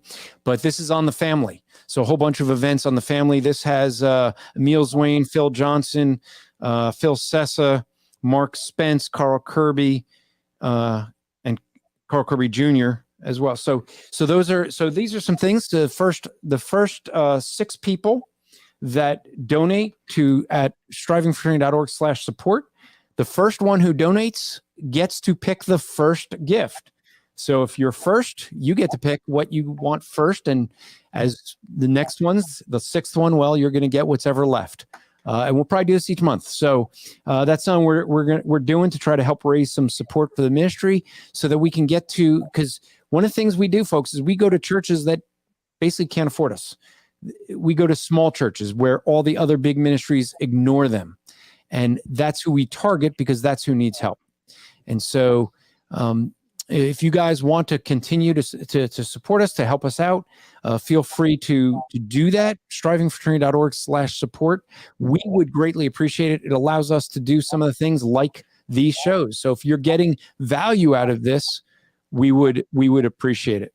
So with that, I think we'll be next week. I think next week will be an open Q&A as far as I know. I don't think, Anthony, we don't have anything Well, you announced earlier in the show that you're going to be going over the Israel trip.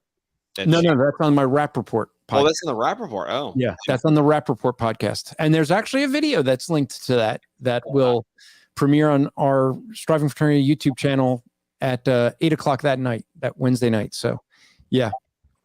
So there you go. And with that, that's a wrap. Oh, wait, that's the other program. That's my other program. I say that. So with this one, we say, strive to make today an eternal day for the glory of God, and see you next